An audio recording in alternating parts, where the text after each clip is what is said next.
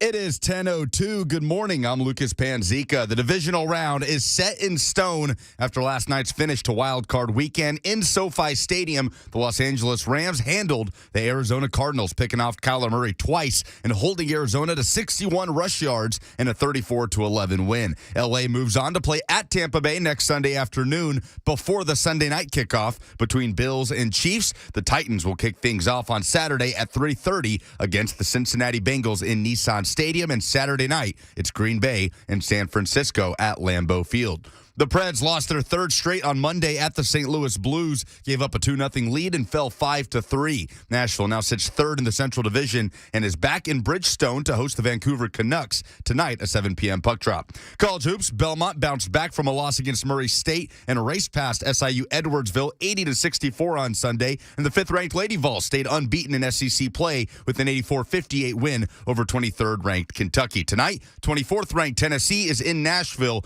taking on Vanderbilt in Memorial Gym, an 8 p.m. tip-off that you can hear on The Zone, courtesy of the Vol Network. Tennessee head coach Josh Heupel was named co-winner of the 2021 Steve Spurrier First-Year Head Coach Award. Heupel went 7-6 in year one at UT, broke a school record for points scored in a season. He shares the award with Shane Beamer, who went 7-6 at South Carolina. For all your foundation repair and waterproofing needs, visit USSTN.com. Breaking news at once on your home for the Titans and Vols. This is 104.5 The Zone.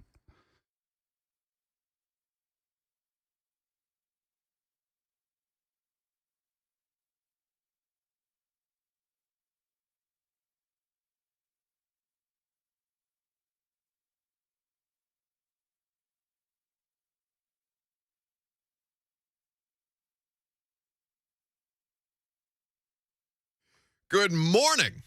Welcome back. So happy to be here with you guys on 104.5 The Zone Divisional Week. Get excited. We're going to be here with you until 1 o'clock. We're going to be breaking it down all day long, all week long here on 104.5 The Zone. We got a great lineup of guests, not just today, but for the rest of the week. And we got a big football game to talk about taking place at Nissan Stadium on Saturday. Want to hear from you. 615-737-1045. That's how you do so. 615-737-1045. How do you feel about the matchup against the Bengals, if you're a Titans fan? Based on how they came to win their wild card weekend game against the Las Vegas Raiders, I mean, I would argue that from a football standpoint, it was one of maybe two well-played football games of the, just way too many that we ended up having. The wild card weekend situation, and I'll spend some time on that later in the show because I thought the dialogue around it was kind of weird while it was all happening. Like, it's not the most obvious thing in the world that you're going to have some bad football teams if you include more football teams. But I digress. We got to talk about this game. We got to talk about the Tennessee Titans, Joe Burrow, Mike Vrabel, Zach Taylor, Ryan Tannehill, A.J. Brown, and potentially Derrick Henry. Titans are on the practice field today. That Saturday kickoff means that a normal week of work, it's been condensed. So we will have a situation where they practice Tuesday, Wednesday, Thursday. A decision will come on Derrick Henry, or at least they'll have to submit any transactions, meaning activating him to the 53-man roster. They'll have to do that by Friday at 3 p.m. Central Time for the league, and then they can activate him. They can announce his activation at any given point. Now, we talked to Mike Vrabel about this yesterday, and at this point, this remains the biggest question, right? And we're going to get into the matchup, who's going to be available. You saw a couple of Titans players go down in Week 18. You also saw the Bengals suffer some attrition in their wild card weekend game. Detriments of not having that first round bye, by the way. But what I'm looking at right now is, I think this is a great matchup for them. In fact, I think that even as the Bengals are probably the NFL's hot new flame, right? It always feels like it's the Chargers, the Bengals with Joe Burrow have some sneaky potential this season. A lot of people gravitating towards them. I know the Arizona Cardinals have had some of this, by the way. Oof. Oh, Cliff. 7-0 to start the season, 4-6 the remainder of the year. His second half season collapses are laugh out loud funny. But we'll talk about Monday Night Football wildcard weekend later on. For the Titans, though, a lot of the focus, a lot of the emphasis, a lot of the concern, a lot of the consternation, it's going to be around Derrick Henry, right? You've seen practice videos the last, 2 weeks? He's had a week off or a week to continue to rest and rehabilitate as he works his way back from foot surgery. So now when he takes the practice field today, how much more improved, how much more comfortable, where is he at in this process? And the beauty of it is they'll have 3 days to make that decision. Now it is trending towards him being available in the same way that against the Houston Texans it was obviously not. But when we asked Mike Vrabel about this yesterday, basically surrounding Derrick Henry, Mike told us basically what their philosophy has been all year long. We're going to run the football either way. And this was what the head coach had to say with us via Zoom on Monday. I guess they have fresh legs. I don't know, Terry. You know better than I would, I guess. But, we're going to need to run the football. We're going to need to do that to be who we are and to be at our best and not be one-dimensional, to be able to run it, to set up things, to be able to run our offense. And that's always been in critical. And, this will be a big week of practice for us to continue to get Derrick back out there and, get him acclimated to running the football and just seeing blocking schemes and seeing how guys, where guys are and see where the cuts are. Translation, we're running the football either way. Now, I looked up some numbers on this, and I wrote an article about, their ramp up for Derrick Henry, what the philosophy, what the approach is going to look like against Cincinnati one way or another. And you'll hear more from Mike Vrabel. Will carry his press conference at noon live from St. Thomas Sports Park. But basically, they're going to do this, and they've found success doing it. Now, once you've gotten Foreman and Hilliard, Deontay Foreman and Dontrell Hilliard, plus a healthier offensive line in front of these guys, you're giving them some help from a protection scheme standpoint, whether you're keeping guys in, tight ends or wide receivers to chip, whether you're getting the ball out quicker, whether you're finding ways to use motion, pre-snap motion to make sure that you have favorable matchups. And, oh, by the way, your football team is as healthy as it has ever been. Ridiculous. So with all that being said, you look at the track record for this rushing attack in the last 3 games, and you look at what Todd Downing has done. Because what the calls, with the clamoring for Todd Downing's job, what I thought people were asking for him to stick with the Titans' identity, for him to continue to do what we know works, which is for Tennessee, running the damn ball. It's like Mike Vrabel. He won Fox Sports. He hasn't won the official coach of the year, but Fox Sports did a fan vote, and they put it up to social media polling, I assume, or however they were taking in the ballots, and Mike Vrabel won Fox Sports' coach of the year. He's on video. He's accepting the award, and on his head is a hat that you have seen many times before. All it says on Mike Vrabel's hat when he's, thanking, giving all the credit to the players and the coaches, giving much appreciation to the people who elected him Fox Sports' fan of the year. All that hat says is run the damn ball. Don't forget it. That's what's gotten them there. That's what's gotten them to this point. That is what they are built and best equipped to do. They averaged the second highest percentage of rushing plays in the NFL this season, 48.63. 48.63% of their offensive plays were rushes. They were second only to the Eagles, who got dummied by Tampa Bay on Sunday. But in the last 3 games, all they've done is up that percentage of rushings. They have been successful in these last 3 games. And by the way, they had over 200 yards on the ground against Pittsburgh, their last loss, and there are plenty of reasons why we know that they lost that game. But when you look at the ground game, it's played a major role in helping this team close out the division and their calendar year with 3 consecutive wins.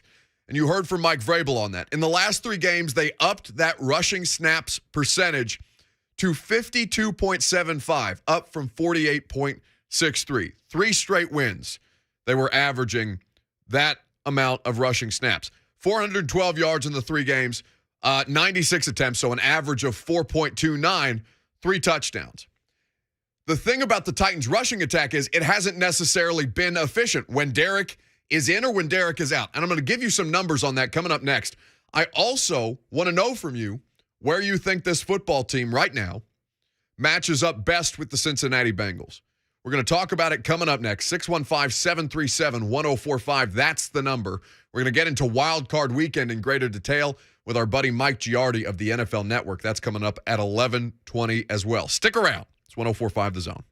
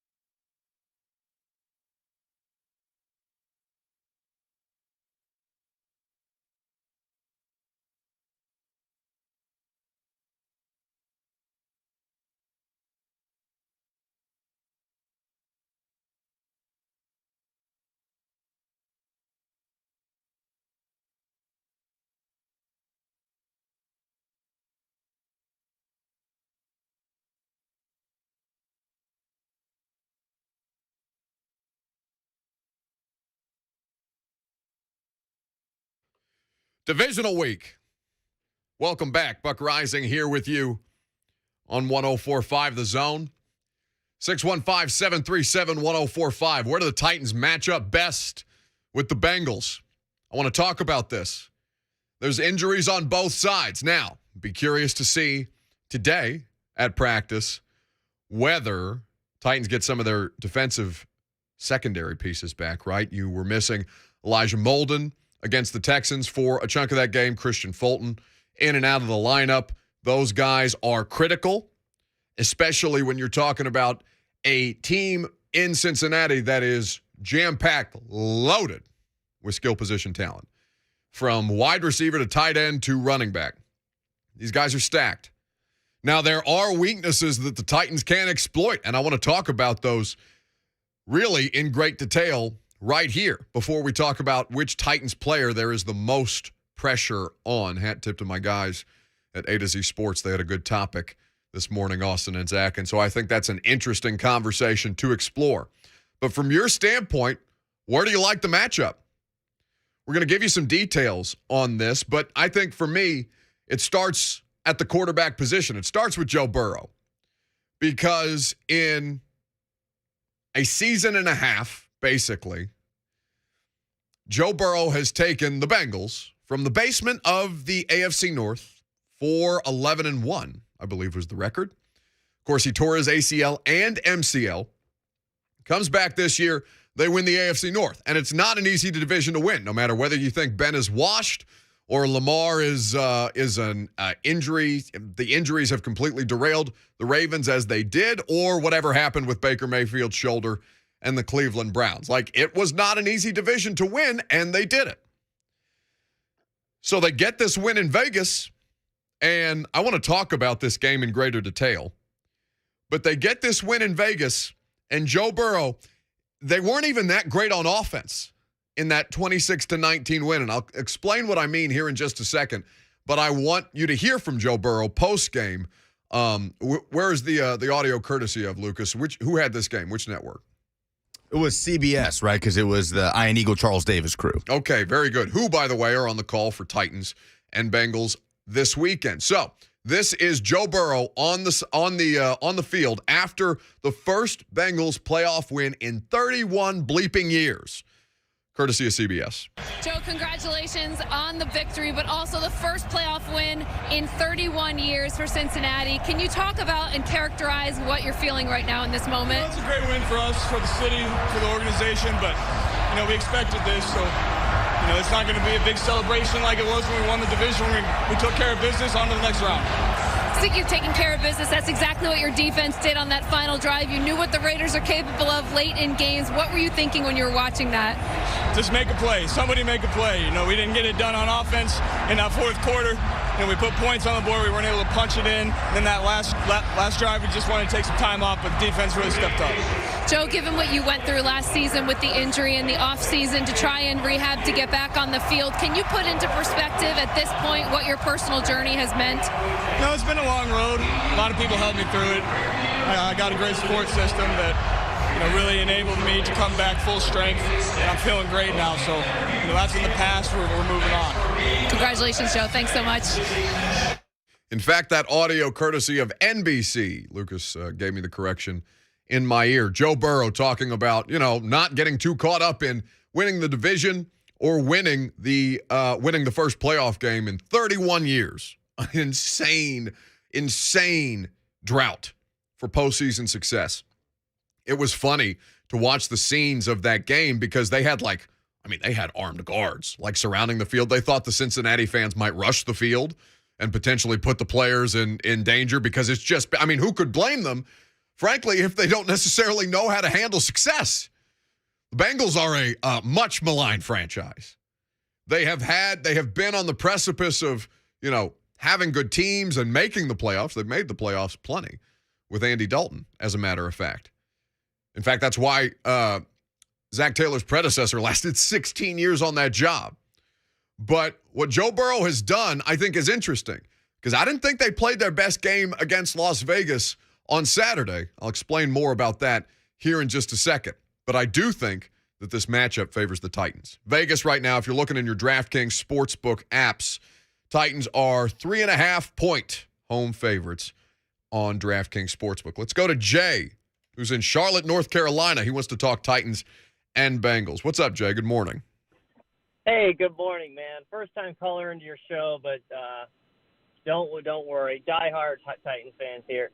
Fan here. I usually call into the post game show, but when I think about this matchup, and I'm actually from Ohio, but I grew up a Titans fan. Yes, I know, but diehard Titans fan. But when I think about this matchup, we are better at every single position on the field outside of two positions. Those are quarterback and wide receiver.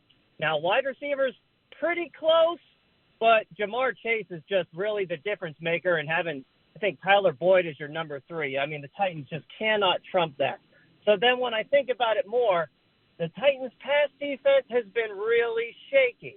Now, I know you said that, the Bengals did not have a great game against the Raiders. Well, when I think about that game, the Raiders really gave the Bengals a lot of matchup problems, and I was kind of semi-hopeful that the Raiders would win that game because their pass rush, they can really get pressure with 4 guys. And I used to think the same about the Titans, but the NFL is kind of what have you done for me lately? And in the second half of that Houston Texans game, and I really pray to God that we just took the gas pedal off, our pass defense and our pass rush were abysmal. We were not getting close to that quarterback at all.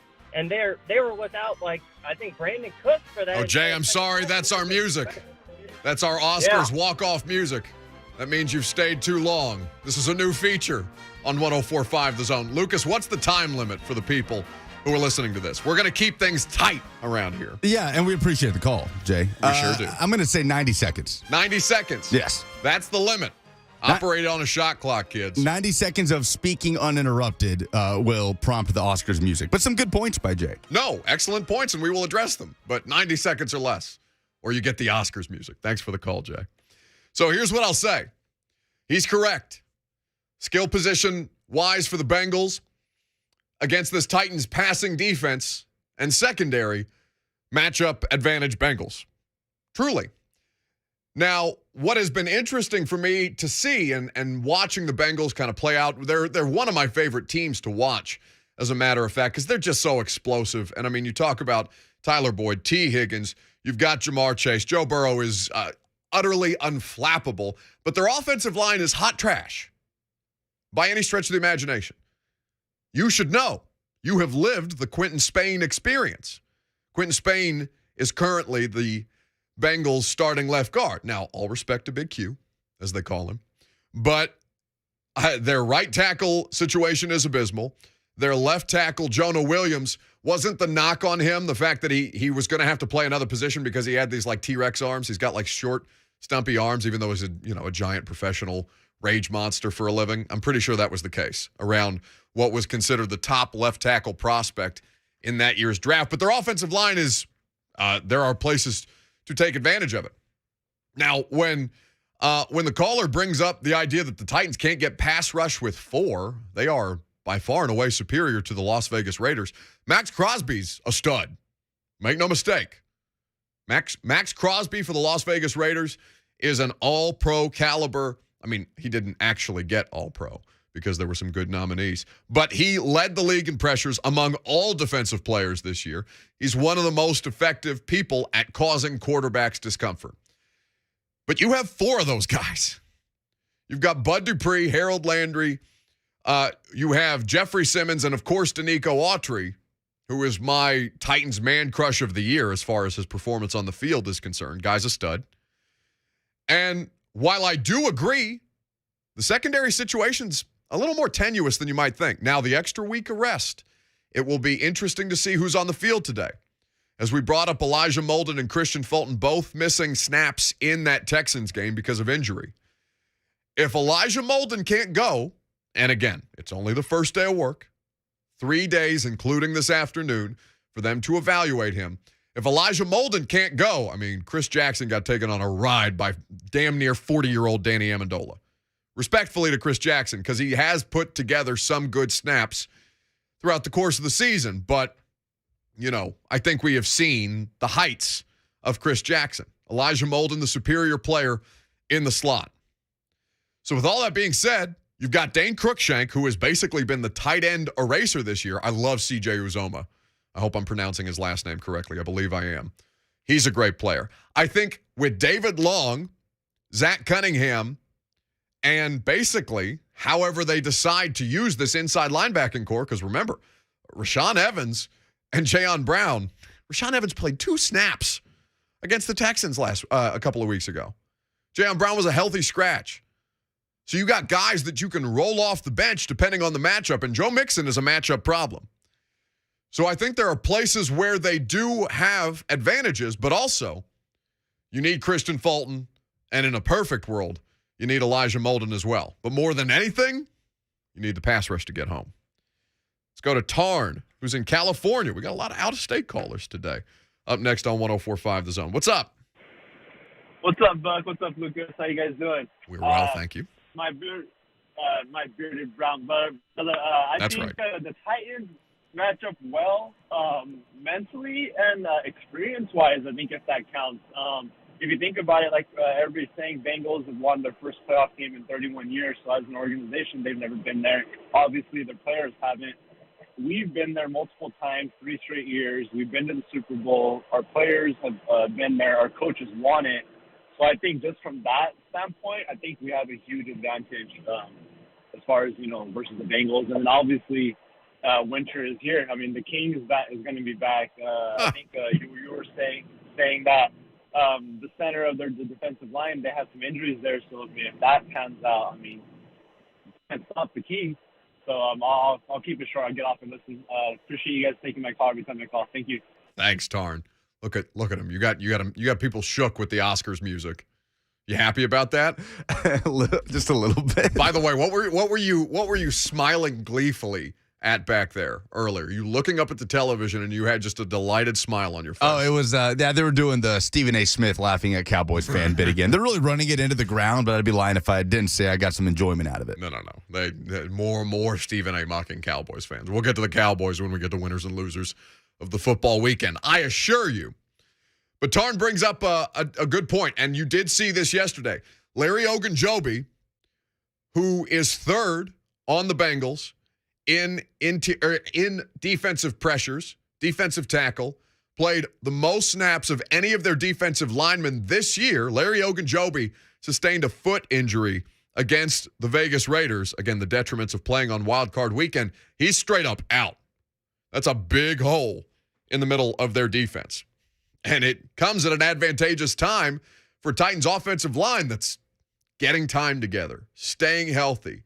2 games, small sample size, especially when you consider that it's in an 18 or rather a 17-week regular season. To get the last 2, you're probably looking at that and throwing your hands up in the air and saying, oh, they could have won 15 games had the Titans' offensive line kept it together. It's not the case. This is the situation that you have. And by the way, it's beneficial because it's not just Larry Ogunjobi. Trey Hendrickson, who is a great player, signed in Cincinnati in free agency. I believe he came from the New Orleans Saints. Trey Hendrickson leads the team in defensive pressures. Trey Hendrickson was ruled out of that game on Saturday against the Raiders with a concussion. It is unclear what his status will be for Saturday. But I can assure you that playing on a shorter week, for lack of a better term, is not going to help him. And a situation where it's not like, all right, play through it. There are plenty of injuries where I think if, you were basically a coin flip away from making a decision to play, you'd say, all right, let's go. Concussion, not one of those things. That's going to be heavily scrutinized. It's going to be heavily monitored. It is a shame for the Cincinnati Bengals because that is a much improved defense because of the parts and pieces that they've added up front. In fact, I think the Titans would have done well had they pursued, Bud Dupree or Trey Hendrickson or any of these guys who were out there. Carl Lawson, another one who did have a decent season for the Jets despite how bad the Jets were earlier this year.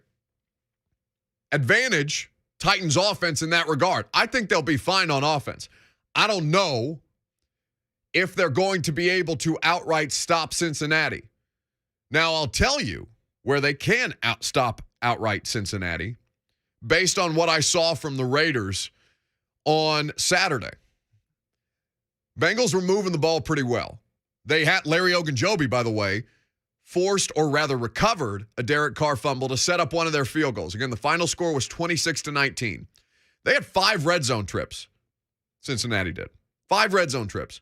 Only 2 of those trips did they score touchdowns, 3 field goals as well. Now, field goals count.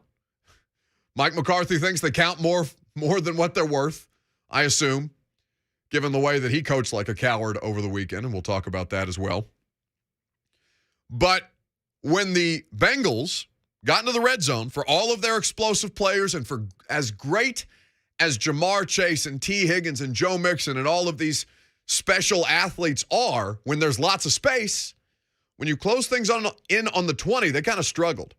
And it's not like the Raiders are any kind of a great red zone defense. They allowed their opponents to score a touchdown 81% of the time when they got inside the 20.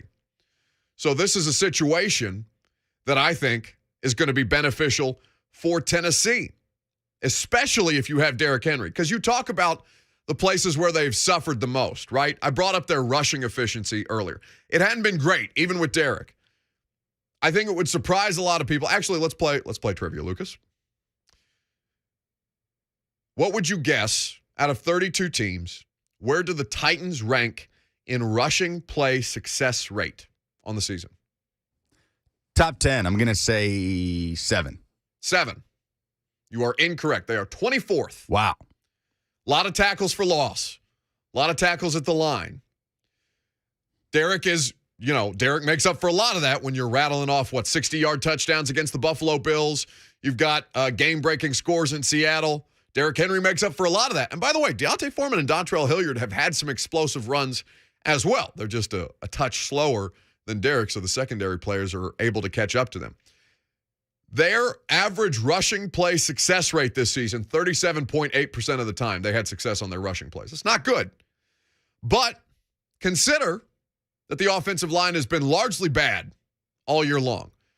Below average to at times bad. And how much that has improved, that has allowed them to average 4.29 yards per carry in the last 3 games, all 3 consecutive wins, against a defense that will definitely not have Larry Ogunjobi, that is potentially without Trey Hendrickson. You're bringing Derrick Henry back against the perfect team to do so. There are no easy games in the NFL playoffs, and Cincinnati's offense will still push you.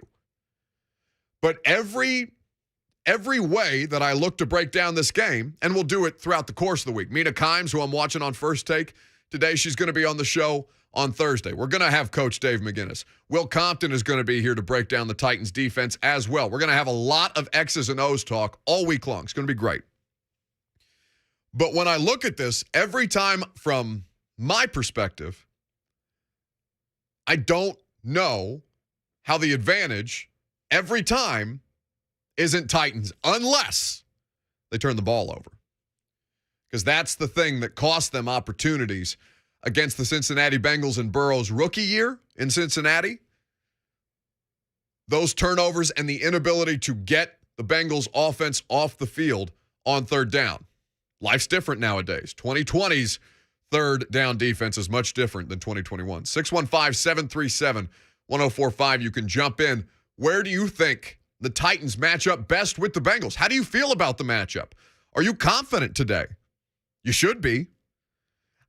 I'm curious because I've seen a lot of people who, are covering other teams or bigger markets throughout the course of the year. And then I see people come on social media yesterday and say literally nobody is talking about the Titans of all the postseason teams. And I can't dispute that right now. But it's interesting to me because I really do think that they are the biggest problem of any team on this side of the bracket. Kansas City looks like it might have something. Jerick McKinnon over Clyde Edwards-Helaire, it worked like a dream against the Steelers. And we'll spend some more time on those wretched, super, quote-unquote, wild card weekend games later on in the show and with Mike Giardi of the NFL Network when he joins us at 11:20. But where do you think the matchup best favors Tennessee. We got Rick in Hendersonville who's up next on 104.5 The Zone. Good morning, Rick. Good morning, Buck. Appreciate you bringing out those stats on the rushing. However, I would be interested to know, what are those stats if you look at between the tackles and then the edge? Because what I see with my own eyes is that if they try running outside, that's where these sacks are coming from, or lost yards. Tackle for loss. They run between the tackles. Stay there. That's all I got. Hey, Rick, I appreciate the call. The only thing I would say to you is if they don't try it, then you're making any team, not just Cincinnati. You're making teams have to game plan for less. Like, I'm watching Andy Reid. Was it Travis Kelce who threw the touchdown pass to the wide receiver? I think that was Travis Kelce in the Chiefs-Steelers game. It's a blowout already. Travis Kelce's throwing touchdown passes. I'm sitting there looking at Andy Reid like, for what? What are you doing? You don't think that'd be beneficial in the divisional round? Potentially, if you make the AFC Championship game, Andy's just gonna unload on the poor lowly Bengals in one of the worst first half performances I've seen in Ben Roethlisberger's career. Deontay Johnson needs to be fired today. Woo! Those drops. But here's what I'll say, and what it made sense to me after the fact, is that Andy Reid's just putting that out on film. He's going to make Buffalo prepare for that. And so if you just take away that part of the playbook, Rick, you're limiting yourself in a way that defenses are going to have more time to prepare for the stuff that you do well. You got to find ways to keep them honest, even if it's not your most effective plays 10 times out of 10. When we come back, it's time. We're going to open up the circus tent. We got winners and losers of the football weekend. Boy, were there some good ones. And we're going to probably start, I would imagine, in Big D. Mike Giardi of the NFL Network, he's going to join us at 11:20 to talk about the other side of the bracket in the AFC and get his opinion on the biggest threat to Tennessee in the postseason remaining in the AFC. We'll do all of that and more coming up next. I'm Buck Reising. It's 104.5 The Zone.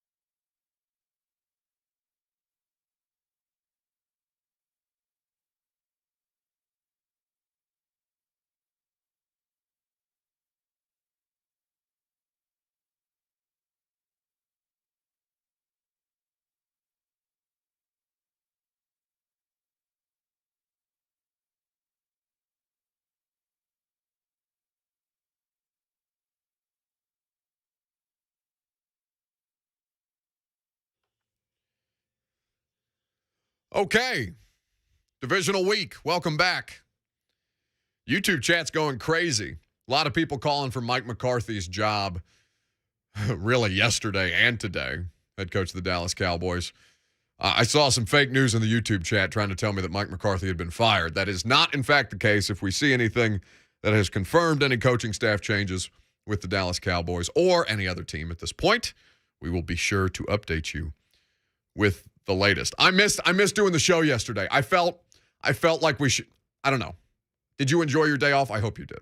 Yes, very much so. So you did not have any FOMO about working yesterday? A little bit because of the wild card weekend reaction stuff, but I got over it. Okay.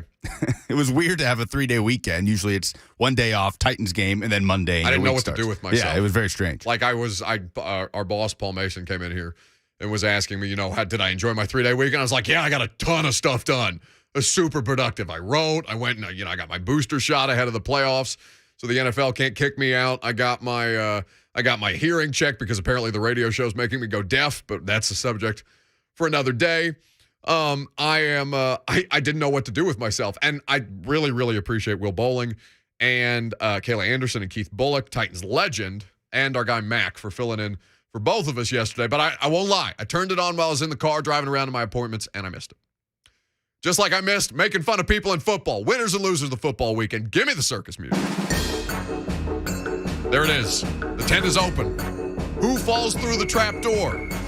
Could it be Mike McCarthy for his ridiculous coaching decisions? Oh, there he went. Oh, no, I got stuck. That was not nice. Got stuck. A little too portly for the trap door in the winners and losers of the football weekend. Who are they? 615-737-1045. I'm going to start the bidding, Lucas, if you do not mind. Winner of the football weekend. Now, this may sound ridiculous to say because his team got absolutely smoked in Kansas City, 42-21. But winner of the football weekend, Mike Tomlin, or really just general football guys. Mike Tomlin is being interviewed by Michelle Tafoya prior to kickoff against the Chiefs. His team looks like it's got juice. The defense looked like it's going to put on a performance at least for, a quarter and a half, and they tried their best. But Mike Tomlin, he had a message for his team, according to Michelle Tafoya. This was the Steelers head coach. What will your final message be to your team before you send them out here? Don't blink. If you're a blinker, cut your eyelids off. This is not going to be for the faint of heart. We understand what type of game we're in. It's going to take a ridiculous effort in 60 minutes of it, and we're excited about it. All right, I need you to isolate the one part that I care about. Don't blink. If you're a blinker, cut your eyelids off. I don't even know what that means, but I love it. If you're a blinker, cut your eyelids off, Cut them off. Hear no evil, see all of the evil. We are not blinking today, ladies and gentlemen. And then they proceeded to blink for basically, 3.5 quarters against a superior opponent. Because after they scored that defensive touchdown, that fumble recovery by T.J. Watt, Chiefs looked like the old Chiefs, and they just absolutely put it on them. Winners of the football weekend, though, football guys. Mike Tomlin, who lacks all eyelids. I don't think I've ever actually seen Mike Tomlin blink. Loser of the football weekend, and then we'll get to Lucas Panzikas. The loser of the football weekend, it's quite simple at this point. The loser of the NFL weekend, of the football weekend, is Jerome Boger, my guy. Now, this may work to everybody else's benefit because he will no longer be permitted, basically, by league order to officiate any more postseason games. But there were so many screw-ups in that Bengals-Raiders game that, egregious. Absolutely egregious. Whether you think the touchdown from Joe Burrow, the second of the 2 touchdown passes that he had, whether you think it would have counted anyway, doesn't matter. By rule, it cannot. Even if the refs botched the whistle the way that they did, while the ball is still in air, and by rule, if there is an erroneous whistle blown, ball's dead right then and there. Even if the receiver looks like he's going to catch it, 6 points. They ruled it a touchdown after review. A touchdown. Because they didn't know the rules. Shoot Jerome Boger and his crew, because I don't think he should get all of the criticism today. Shoot them all collectively in the sun. If they are not good enough to ref your postseason, why are they doing games at all? Loser of the football weekend, Jerome Boger and company. My loser of the football weekend are Cowboys fans. Not even necessarily Mike McCarthy, who Cowboys fans are rightfully very upset at, because Mike McCarthy could honestly be the winner of the football weekend after the comments that Stephen Jones, the son of Jerry Jones, said to local Dallas radio stations. Absolutely very confident that Mike McCarthy will return as the head coach of the Dallas Cowboys in 2022, which is why I was very perplexed when I saw our YouTube chat blowing up. Mike McCarthy just got fired. He didn't. Fake news. So my loser of the football weekend are Cowboy fans that have to go through this debacle again in 2022. Clock mismanagement, end of game situations, and undoubtedly a disappointing, likely home playoff loss to end your Super Bowl hopes. My winner of the football weekend are people that like to laugh at Cowboys fans, like Stephen A. Smith. As I said, I've gotten a ton of enjoyment from watching these bits of them rolling a slideshow of depressed Cowboy fans in Jerry World and Stephen A. just absolutely losing it. But we've all gotten enjoyment out of that, right? Was that not all of us on Sunday after that debacle of not being able to spike the ball, not handing the ball to an official as you're supposed to late, and then Mike McCarthy saying, he's got to be able to spot the ball there. Like it's the official's fault for trying to get out of the way of the Cowboys center's giant butt so he could spot it like he's supposed to. Listen to me. I don't get emotional during football games. There were at least 4 times where I stood up off my couch and screamed at my television. What the hell are you doing? One time Jimmy G, because that interception was just horrific. He made 3 plays in that game after being so steady. They should have blown him out by more. He threw the death pick, or he tried to. He tried so hard. He tried so hard to throw the death pick. But Mike McCarthy, looking like he just finished chewing on a raw T-bone steak. No fork and knife. Mike McCarthy just eats steak by hand. That's what Mike McCarthy looks like to me. Caveman, but also in his clock management, because that man should be fired. Fired. Tony Romo was exasperated in the booth on the call of that game because he was like, man, this really feels like this is their year. They got the pieces, and maybe there's some injury stuff going on with Dak Prescott. And by the way, Kellen Moore, who they would, in theory, replace Mike McCarthy with, the offensive coordinator, he didn't call a good game. He's the one that made that call, the QB draw. Trash. What was dumber, the call of the QB draw with 14 seconds left or trying to spot the ball themselves, right? Like they were trying to spot the ball. They tried to snap the football. Trying to spot the ball themselves. Like, you don't know. And listen, I got some criticism because the first thing I did was scream at the ref for he was 25 yards Same away here. from the play. That was my initial reaction, was it was the ref's fault for bumping into him and impeding them. Now, I didn't think it was the ref's fault for bumping into him. I just want to know why he's 25 yards away from the spot when it's a 3rd and 9 quarterback draw. That didn't make sense to me. But Dak Prescott, I mean, that's a terrible look. You don't know the rules. You have to be as locked in as humanly possible in that moment as the starting quarterback. You have to know the situation. You have to know the rule book. And he blew it. That's tough. Here's to another year of laughing at the Dallas Cowboys with Mike McCarthy as head coach. Amen. Amen. Let the choir say amen. Stephen A. Smith's laughter will carry us all into the sun while Mike McCarthy muddles around with clock management and then blames the analytics guys for the decision that they made in certain situations. When we come back, I want to talk more about these terrible wild card weekend games. I didn't get a chance to sound off on them yesterday. And here's what I'm going to tell you, all right? I'm going to yell at everybody who complained about them all weekend long. I'm going totally opposite of where Twitter, at least my timeline, maybe it's an echo chamber, I'm going to tell you why it is utterly ridiculous for people to complain about how bad those wild card weekend games were, even though I know they were trash. That's next. Mike Giardi of the NFL Network going to join us at 11:20 as well. Stick around. It's 104.5 The Zone.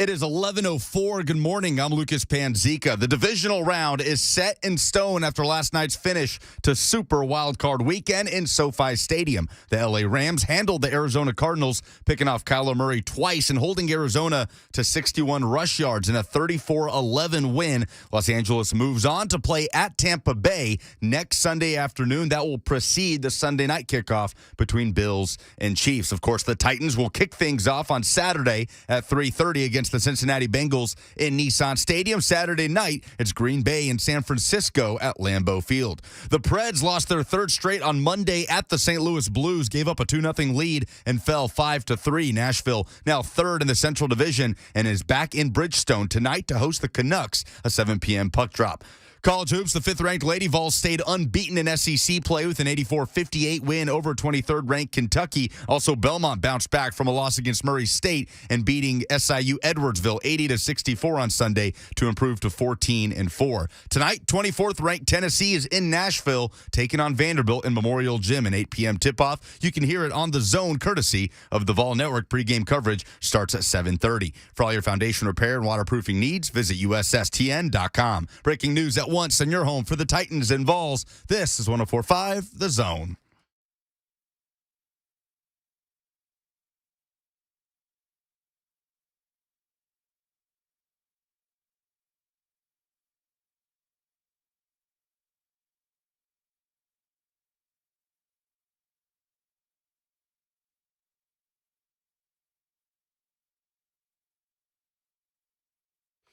We are back in the saddle on this Tuesday. Welcome in.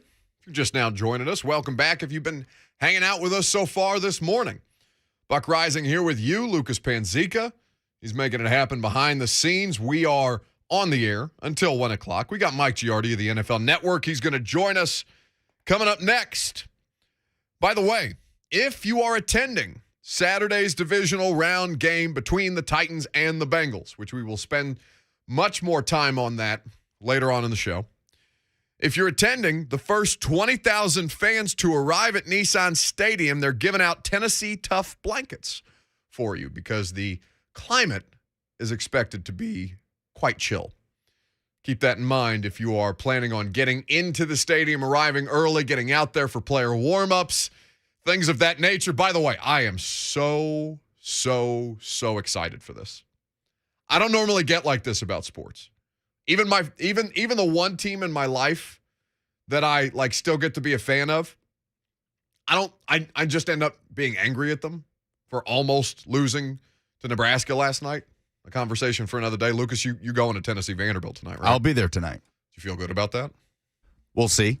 Okay. I don't know with this team. I truly have no idea. Yeah, well, one day they got no offense and all the defense. One day they got no defense whatsoever, and Kentucky's just absolutely mopping the floor with them. Yeah, that was something. Anyway, I am so excited for this football game. Let me tell you why. Ever since I got here, and for context, got here out of college in 2015, started covering the Tennessee Titans in 2016. Ever since I've gotten here, all I wanted at these games was a legit home field environment at Nissan Stadium. Not because, I'm rooting one way or the other, but because those kind of atmospheres are unlike anything in the world. College football stadiums are nuts, right? You potentially have, 40,000 more people at Neyland Stadium than at Nissan? Maybe, no, closer to 30,000. Closer to 30. Either way, it's a big number.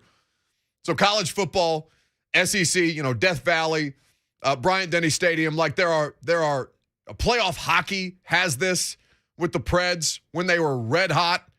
I mean, there are few things like legitimate home field advantage. For a long time, Titans didn't have that. I am so excited for this football game because they hosted a playoff game last year. And because of the pandemic, there were very, very few people in the stands. Felt like a scrimmage. Really took the juice out of it for me. And that's where my interest is. I want to see the best possible game. I want to see a loud and rowdy crowd. I tried to combine those two words. That's what happened there. I want to see people out of their minds for their favorite team, Kansas City. Going to Arrowhead in the 2019 AFC title game is one of the most incredible things I've ever seen in my life. I cannot wait to see that 8 minutes from where I live on Saturday at Nissan Stadium. There are too many reasons why this should be a fantastic crowd. But in the meantime, let's talk about the other playoff games that have been played, right? Wild card weekend officially concluded. J.J. Watt back. J.J. Watt, king cornball of all the cornballs, even as he might still be a pretty good player. And in fact, he was a great player for the Arizona Cardinals defense through, I think, the first 8 weeks of the season before he was placed on IR. He makes his debut last night. He puts out the Tom Brady-like hype video, and they just get smoked. Kyler Murray is wearing Aaron Donald like a backpack because of the way that they're getting off the quarterback. And here's what I felt watching these games this weekend, because there was a ton of them that were just trash. Chiefs Steelers, terrible. Patriots Bills, awful. You look at the Tampa Bay Philadelphia score. They 31-15, and that felt like a more competitive game. Even San Francisco and Dallas, it was entertaining because it was so stupid what was happening with the Cowboys and Jimmy G's death pick. That's the only reason it felt competitive. And even through watching all of these games, and I would make the argument that only one of them, the first one, Vegas and Bengals, I would make the argument that only one of those was a good game. I am still so tired of hearing people complain about, oh, they should shrink the postseason again. Oh, they should give us less football. Oh, look at this terrible, terrible product on the field. Why did we ever need to go to 7 teams on each side? Can you imagine if they did this in college football? Yeah, I sure can. Do you know why? Do you know how many tens of millions, potentially hundreds of millions of dollars that the NFL and the television partners made this week just because there was an extra couple of games? Do you understand that business of football will always supersede the competitiveness of football? Now, competitiveness matters, and the NFL is more built for parity than any other sport. But you know what this weekend and last night felt like to me? Felt like just another week of the regular season. We're seeing a bunch of trash games on Red Zone. And at that point, you're just keeping track of your fantasy football and, can Josh Allen get Dawson Knox just one more touchdown pass so I can win my championship game or I can win my league championship? One good game and 5 bad ones. Felt like any other NFL weekend. Surprise! It's exactly what it's going to do. Did you not watch? Of course you did. Now, how much of it you watched? Different story entirely. I would tell you that I stuck through probably about 70% of these games live. Now, I'll watch a bunch of them back because Greg Cosell and I will do our podcast tomorrow, and I want to make sure I have a fundamental understanding of how each game was won upon another rewatch. But more than anything, what do people expect? We all celebrated the idea that there's an additional playoff game last year. More football. Give me more. Greedy, just like the NFL. And then when it gets here, all of us are just going to log on to social media and complain about it? That's so stupid. It's hypocritical. There were so many smart people that I respect, so many football people that I respect, complaining about more football. When what is it that proves time and time again to catch almost all of our attention spans as far as live programming is concerned? Time and time again. I think there was just, and I'll find the exact resource of this, but the top 100 live events on television this year was just put out. 94 of them were football games. Do you know how obscene that is? Don't tell me you don't want more football. Don't tell me you want the postseason retracted. You're a liar if you think that way. There's too much money involved. There's too much attention involved. And there's too much, certainly now with gambling, more. Give me more football. Give me more reasons to be invested in this sport that is already akin to a drug addiction, as far as I'm concerned. We got Jason in Murfreesboro, who's up first on 104.5 The Zone. What's up, Jason? Hey, man. How y'all doing today? Well, we are very well. Thank you very much for calling. All right. Well, what I was saying earlier was you have to get the atmosphere right. Like when I was a kid growing up with the Titans, it didn't matter if you were losing, you were winning, the fan base was crowded. Like, there was the wave, you had the wave going every game. It didn't matter if, you're down points or up points. You got to get the atmosphere going. So, as a request for me, I want to see, because I'm not going to be able to make it to the game, I want to see the Titans fans do the wave at the beginning of the game. Get the crowd amped up. So that's all I have to say to you guys. Hey, thanks for the call, Jason. I don't agree. Or I don't disagree. I'm sorry. I don't agree. No, less noise, idiot. I do this thing. Do you notice this? Maybe I don't know how Lucas, it's a 50-50 proposition of whether he's just hanging on my every word. But do you notice I do this thing where, like, I think my mind finishes the sentence, but my sentence doesn't actually make sense? It's deeply problematic for somebody who talks for a living. I think we all do it to an extent. Yeah, I feel like I'm doing it more. It's going to be fun watching me age. You're responsible for this. God help you. But here's what I'll say. Absolutely agree. Loud. Do you know who won all of their games this weekend? Except for one team. Home teams this weekend on Wild Card Weekend and including Monday, 5-1. Dallas choked. Yeah, there's that. Is Coach Mack laughing like that at the Dallas Cowboys today? I don't know. It seems a bit harsh. I'm sure after the fact, he would probably say, well, I understood kind of what Mike McCarthy was doing there. Or maybe he would just rip him like the official, like Peyton Manning wants to do. Every time, thank God Peyton Manning and Eli Manning, the Manning cast was on during that playoff game last night because there was no other reason to watch. If the Rams had lost like that, Mac would be laughing, for sure.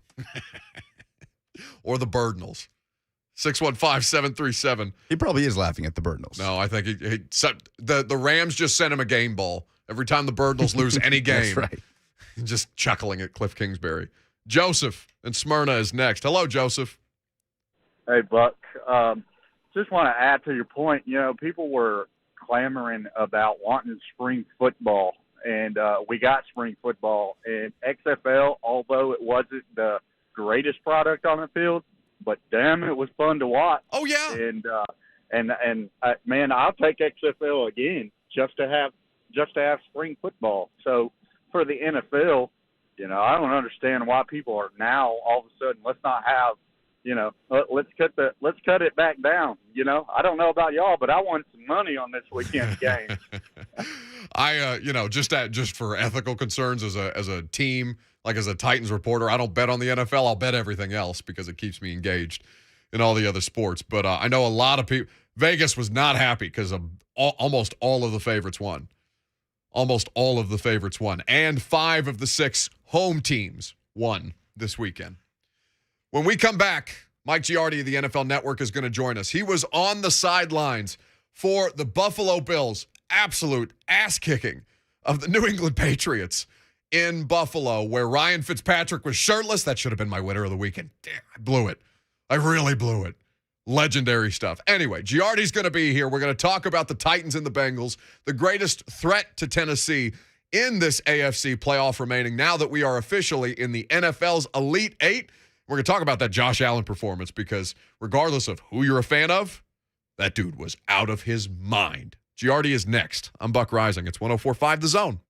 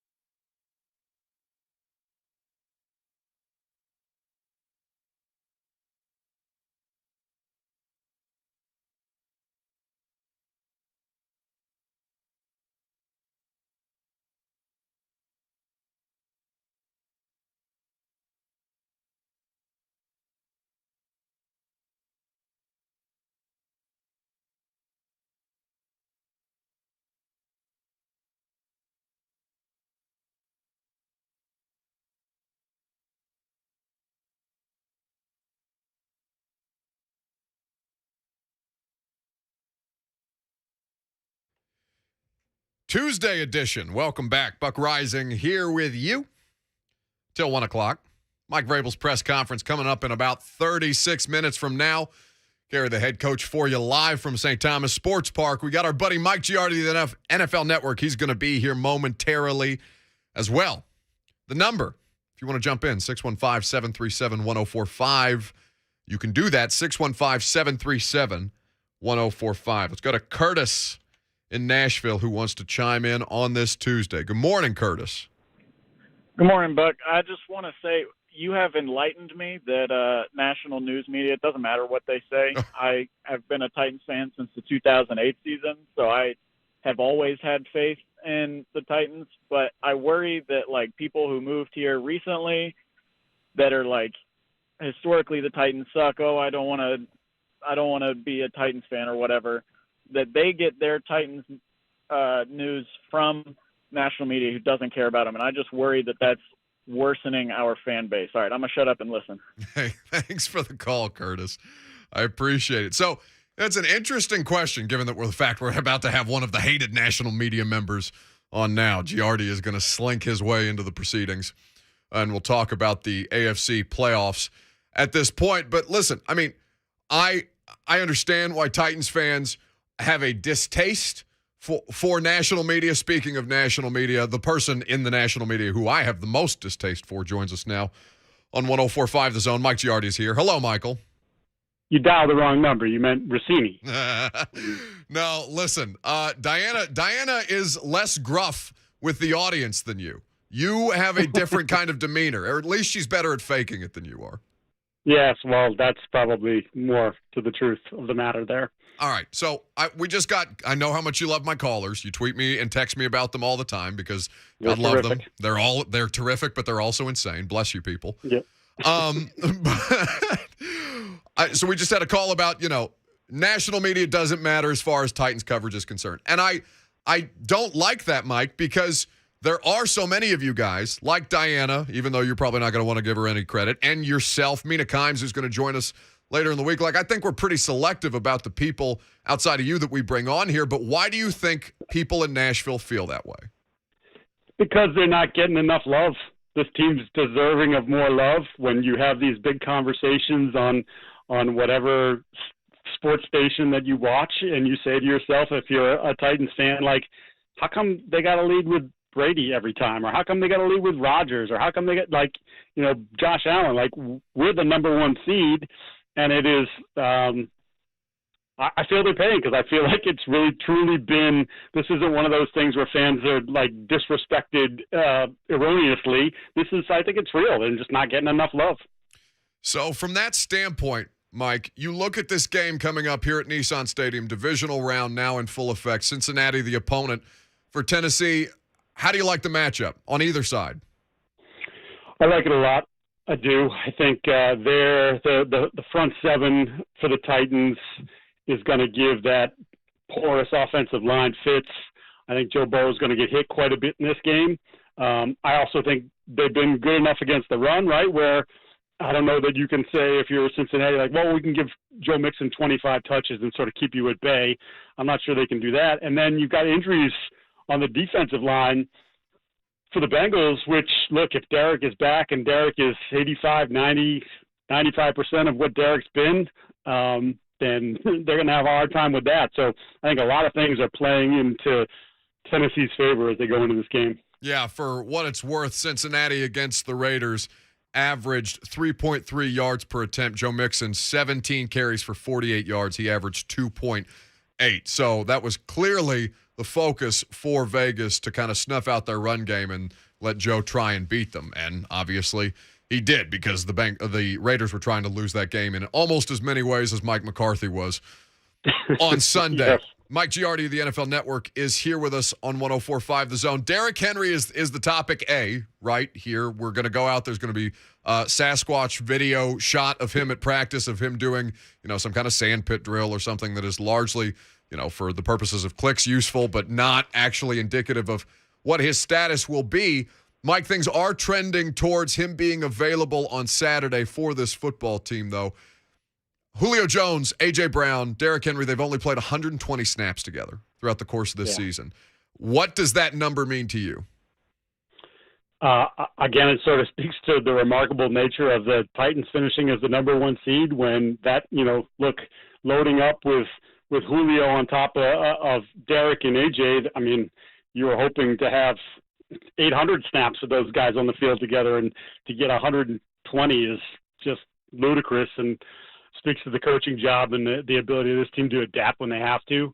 I would also say with Derek, like the way that Foreman and Hilliard have performed, that if you have to spot Derek, or if, it gets clear early on that Derek's not running the way he did before, there's a drop-off. Obviously, he's the best running back in the league, but your offensive line has been able to create enough, and these guys have run well enough that I think you can still beat the Bengals without a fully effective Derrick Henry.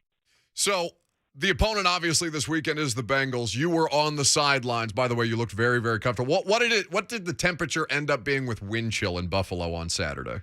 It was -7 by kickoff, and then, I'll tell you, so we went on the field after the game, as the players were coming off, and I had the camera, my phone out taking video, and within about 12 seconds, I was in pain. It was gnarly. So it had to be -12 or 13 at that point. Kansas City, assuming that the Titans, and it's not an easy assumption, assuming that the Titans are able to advance to the championship game, who's the bigger threat coming out of the other side? Kansas City's still been weird to me all year long. There's been moments where, there's been long stretches, actually, forget about that, moments where the offense just doesn't look right. And I know there's this big stat about how Mahomes has had all these unlucky bounces, but man, when you have unlucky bounces every single week, maybe it's just not unlucky. Maybe you shouldn't throw cross bodies or move into your right and try to swing a pass back to the left and throw it right at TJ Watt. That kind of happens. So I don't think the Bills can play as well as they did. Obviously they were perfect against the Patriots, at least offensively. I think this is a coin toss, but I would say just the Mahomes factor would be the thing that would, I guess, worry me the most. If they can find their rhythm. Hill's a freak, and how do you cover that guy? So that would be, I guess, the team that I would say I'd be worried about most if I was Tennessee. Josh Allen God mode though was crazy, Mike. Oh, yeah.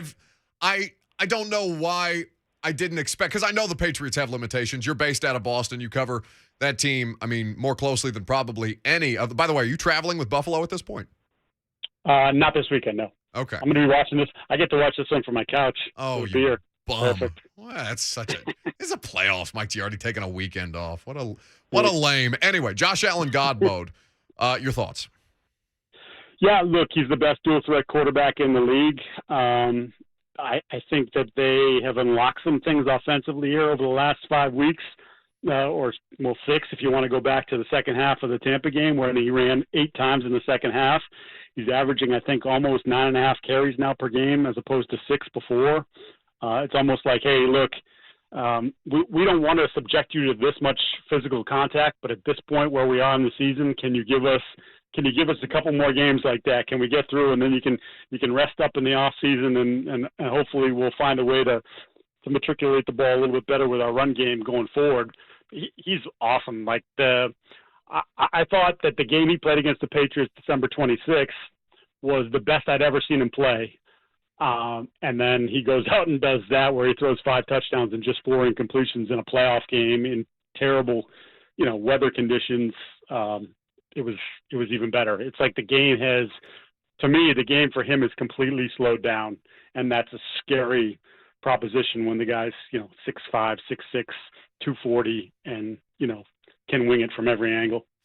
Mike Giardi of the NFL Network is here with us, breaking down Wild Card Weekend and talking about the Titans matchup with the Bengals here in Nashville on Saturday. You are an NFL Network employee, so I'm not going to ask you a question that's going to put you in a bad spot.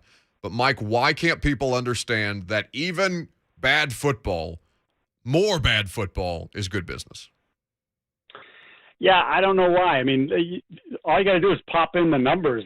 Some of these games, obviously, most of these games this weekend were not good games. They were lopsided games. And then you go look at the ratings and you say, let's go back to Thursday Night Football, too. The Thursday Night Football games. We've had some absolute horrific games over the years, right? Horrific. And then you get the numbers and you say, people will watch football. Good football, bad football, in between, they'll watch it. So, yeah, it's a cash cow. They make a ton of money off of it, and if they can find a way to put more teams in or spread the games out more, they'll do that too. So wait, now because the Patriots are out, are you just done? Are you doing television hits, or are you just like not trapped? Like you get to watch the rest of the postseason from home? That is, we are a week-to-week operation. I see. You know, we're a game plan. We're a game plan specific team. You know, this week the game plan does not involve Mike Giardi. Next week the game plan could involve Mike Giardi. So you got to stay ready. You got to stay hot. Head on a swivel. That sounds like you're the weak link in the NFL Network's coverage. But you can watch him either way on the NFL Network. At Mike Giardi is where you follow him. Or if you want to search his name, Michael Giardi, because he has to be difficult on social media. Thank you, buddy. Thank you. Always a pleasure. Mike Giardi, there with us on 104.5 The Zone. I don't understand conceptually why people can't wrap their heads around more football because more people want more football. That point has always gotten lost to me. Now, I know that Giardi is an NFL Network employee, and I'm not going to ask him a question that's going to put him in jeopardy at work. I don't know how hyper-focused the NFL is on self-criticism. I imagine they're not crazy about it, given that the owners literally own the league's network. But we're all interested in it. We're all betting on it for the most part. The vast majority, especially in Tennessee, now that it's legal, betting on it. We all are planning our days for the most part on the weekends around quote unquote super wild card weekend, even if it just feels like 5 trash games and 1 good one. We'll watch it. Anthony is in Austin, Texas. All kinds of out-of-state callers today. Hello, Anthony. Anthony, I hear your blinker. Where are you going right now? You think he hears me? He doesn't hear me. Should we, oh. No. Come on. How can that be? How can I hear his turn signal and him not hear me yelling at him? It's not like I'm hard to hear. 615-737-1045. Those are my favorite, the turn signal calls.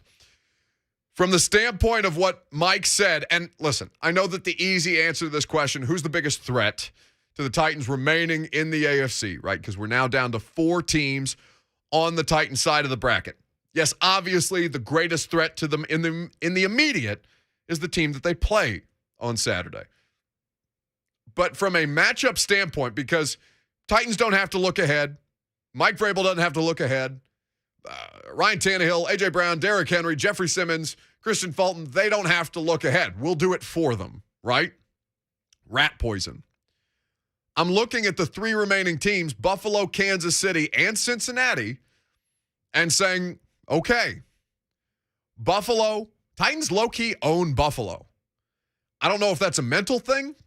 All I know that if you're asking me which quarterback I don't want to see right now, out of any of them remaining, I do not want to see Josh Allen because you did stop him. 4th and short, quarterback sneak, Jeff Simmons bear hugs him, and maybe he slips, or if you're, a conspiracy theorist, whatever you want to talk about. Titans own the Bills. Titans sneaky have done well against the Chiefs and specifically Patrick Mahomes. I'd rather see Patrick Mahomes over Josh Allen. That is not a statement that I thought I would find myself saying today. Let's go to Nick, who's in Columbia, Tennessee, with a question this morning. Hello, Nick. How you doing, Buck? I'm well, thank you. So you were talking about, how the national media doesn't really give the Titans a lot of love. And well, now, to be fair, Nick, we had a caller say that. I have my friends who I trust their analysis of the Titans nationally on the radio show all the time. Yeah, but, you were kind of saying, like, if you look at ESPN, they're kind of always talking about Rodgers and Mahomes. But, yeah, you're right. I saw on your Twitter the other day about how they're having a watch party on Broadway. Is that true? Yeah, so what I heard and what I was told last week was the city of Nashville was putting plans together to have watch parties around the city and that more details would come out this week. As soon as I have an update on that, I'm going to let you know, Nick, okay? I'm going to follow up on some texts about that this week. Thank you for the call. Thank you. Let's go to Dorothy, who's in Alabama. up next on 104.5 The Zone. Hello, Dorothy. Hi. Yeah, I hear talk myself that the Titans don't get a lot of love. I mean, I think Tannehill's really underrated. You look at the play that he did this last game they had where he was down. It looked like down and out on his back, but he does a move where he rolls over and throws a pass. That was great. I wouldn't be surprised to watch him run one in himself. I mean, the Titans don't get a lot of good press like, hey, he's great. He's great. Henry, yeah, you out here talk about Henry, and great to see him come back. But I really do think the team is underrated, and Tannehill also. I appreciate the call, Dorothy. I mean, you'll hear no arguments from me. I've been advocating on behalf of that quarterback all season long when I saw everything around him failing, and the guy still find a way to eke out wins. Now, not unto himself. Again, Ryan Tannehill, with the amount of injuries this year, we learned that when he's throwing to his fourth and fifth option as a wide receiver, guy's not going to be able to Aaron Rodgers you into a win. I think that's okay, especially right now, because the whole team, for the most part, gets you updated on Titans practice today, and Mike Vrabel will speak to the media in 20 minutes. We'll carry that for you live ahead of their first day of work, ahead of Saturday's divisional round game. We'll get more of your phone calls on this conversation coming up next. I'm Buck Reising. This is 104.5 The Zone.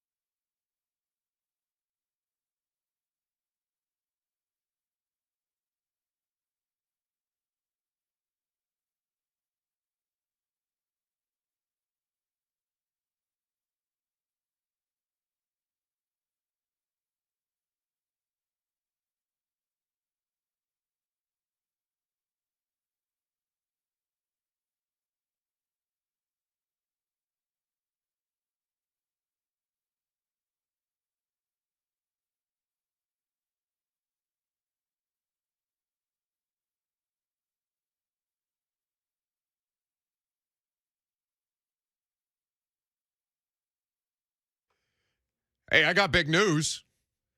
I told you, going to have all manner of guests this week. I don't know how many of you guys saw Jim Wyatt, the great one, tweet out yesterday who the 12th Titan at Nissan Stadium is going to be ahead of the divisional round against the Bengals, the sword swinger, as it were, prior to the game's kickoff. Lucas, who is joining us tomorrow at 11 a.m. on the radio show? Number 99, Jarrell Casey. We are very, very excited to have a little toe drag body bag action on the radio show tomorrow. We got Jarrell Casey, we got Mina Kimes, we got Will Compton, we got a bunch of other cool guests coming for you this week as well. If you're not checking out the podcast, by the way, in case you miss any of our interviews live, you should do that. It's the Buck Reising Show in your favorite podcast app. You throw us a rating, maybe a 5-star review. Be greatly appreciated. Back to the phones. Oh, I was just going to go to Adam and he hung up. Let's go to Anthony. Is this Anthony with the turn signal? This is take 2. All right, Anthony. Hey, do y'all hear me? I can. Can you hear me? Hey, so, yes, sir, I can. Sorry, first-time caller. Sure enough, just got disconnected there. Okay. But, no, just wanted to get my 2 cents real quick. I know I'm on 90 seconds, running short, but here we go. The only team that's going to beat the Titans is the Titans. As you know, their turnovers were a problem and there's a losses recently, so I think we just clean that up and we play a ball, we're going to win. Now, I think as far as the games going on in the future, I think the Titans go in the championship. Oh, Lucas, did you drop it? I think he just dropped. Oh, God. Anthony. I was getting ready to give him. Anthony, all right. You were very forgiving to give him another opportunity. Anthony, your phone line's terrible. Why didn't you play the music? I was getting set to, but he dropped. Finger on the trigger? Yeah. We have Oscar's music to play you off if your phone I feel bad, call. though, because he did recognize that. I'm going to keep it under 90 seconds here. Oh, he knew the rule. Yeah, like I heard, I made that out of what he was saying. All right, his etiquette. Well, listen, here's what I heard him say through his terrible, terrible phone line. Anthony, you're a first-time caller. If you would like to call us back, you are welcome to do so anytime. We do appreciate you listening. But here's what I heard through his phone line. The Titans are the only team capable of beating the Titans, and what he's referencing there is the turnovers. I'm certainly inclined to agree. Sid is in Lebanon, up next on 104.5 The Zone. Good morning, Sid. Good morning. I was listening to watching the Kansas City game the other day, and it seems like every week. But Kansas City, they've already got them in the Super Bowl winning. You know, it's like they don't even consider the Titans have a chance. Who does, Sid? Who are you talking about specifically? Name names. I can't remember who was doing that. That's another thing. Maybe if we get to the Super Bowl, we get the top announcers instead of the low run.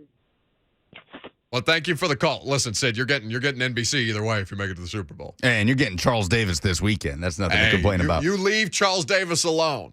We are endeavoring to track down Charles Davis to see if he doesn't have a couple of minutes for us this week as well. Plus, I don't know what he's talking about. Kendrick Perkins picked the Titans to win the Super Bowl.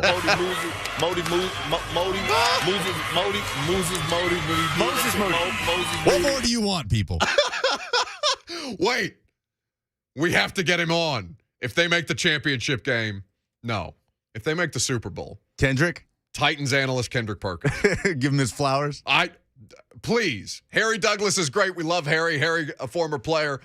Equally as adept at spitting fire on first take, but if the Titans make the Super Bowl, I will pay myself to fly Kendrick Perkins to Nashville to make him our in-studio Titans analyst, just for him to tell me in Kendrick Perkins' grizzly bear voice that the Titans are going to win the Super Bowl. I love it. Mike is in Nashville up next. What's up, Mike? Hey guys, listen, I'm a native Nashvilleian and been around forever. I was here when they had to rope the outfield off to put people in so that people could watch the sounds play. Yes, sir. You know what I mean? So my question is, who's the first pro team to win a championship here? That's where the respect comes from. Yeah, there's no question about that. No question about that. The first pro team to win a championship. It's interesting to talk about, different cities who have had championship droughts, right? The Bengals are a part of this conversation. The Browns in their new iteration are a part of this conversation. Preds lost 3 in a row. So we had Ryan Johansson on, and then they just immediately started taking L after L after L. I tried. I really did. I tried to keep that afloat. But listen, you put Tennessee on the map with a championship, We still talk about Kevin Dyson and the St. Louis Rams in that Super Bowl. 22 years, almost to the date, from the Titans' last Super Bowl appearance. You finish the deal, you're immortalized. People like me, we write books. Listen, I'll take a book deal. You can write a book? I'd write a book. Are you kidding me? If they won the Super Bowl, I would so cash in on a terrible book of all my life. I'm not going to work that hard. I'm just going to re-aggregate my old columns, put them in a book. That's all. What's the Tony Kornheiser book? He just put it's the same concept. He literally titled the book, "I'm Back for More Cash." What are you going to call it? It's a good question. I Hate It Here. By Buck Reising. No, it's not about me. It's about them. Maybe someday. All right, when we come back, Mike Vrabel at the podium. Titans' first day of work ahead of the Cincinnati Bengals on the field at the very least. You'll hear from the head coach coming up next.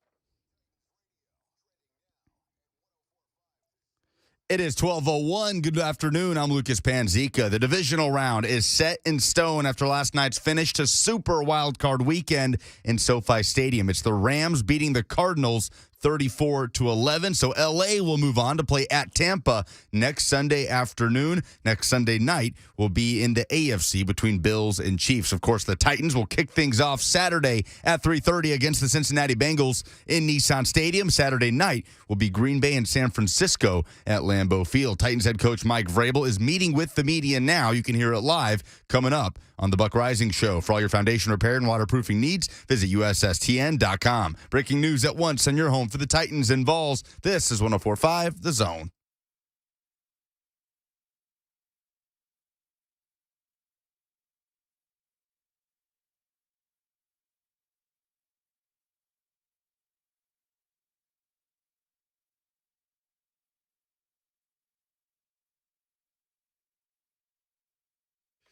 Hour number 3, it's already upon us. Show is moving fast today. Welcome in if you're just now getting in your car, driving around on your lunch break.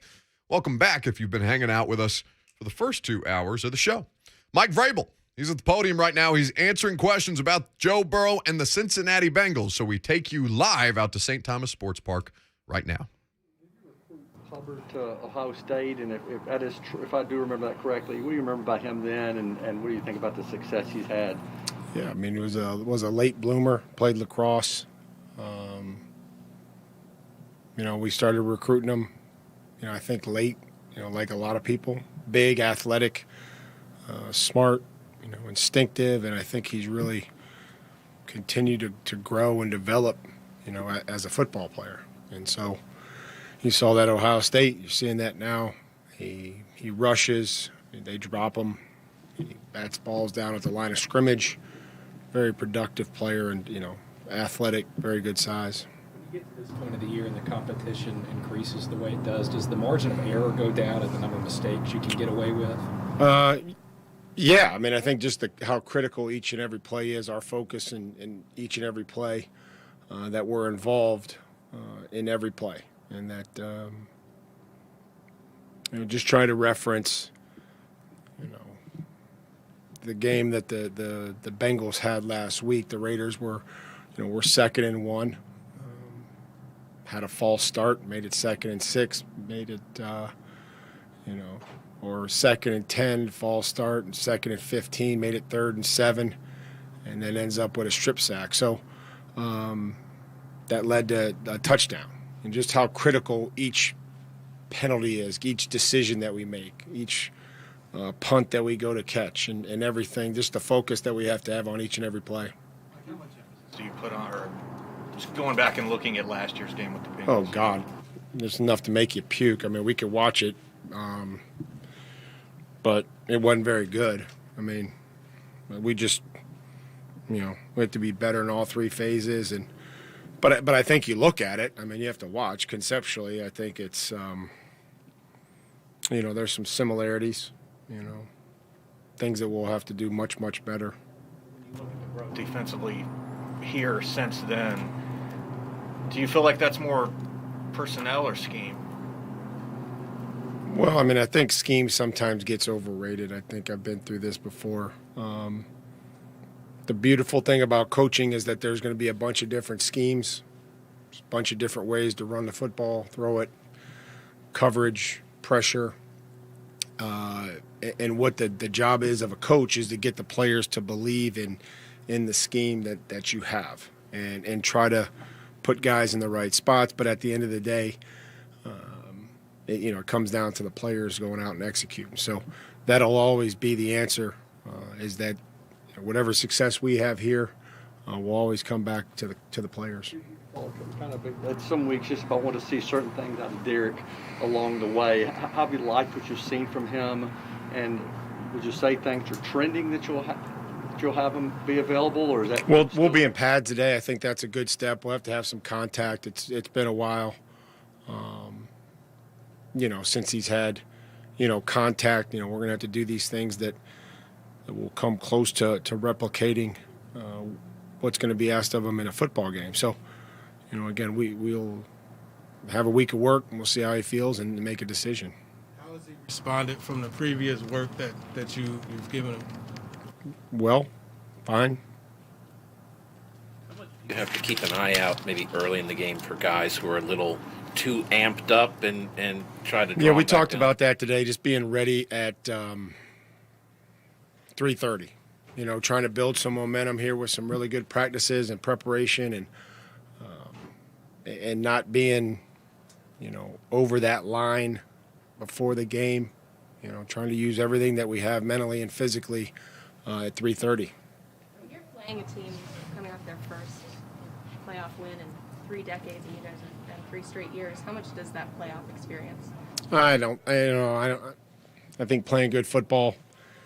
I think we've got some guys that have played in playoff games and won playoff games, and what it really comes down to is executing and being able to maintain focus throughout the game.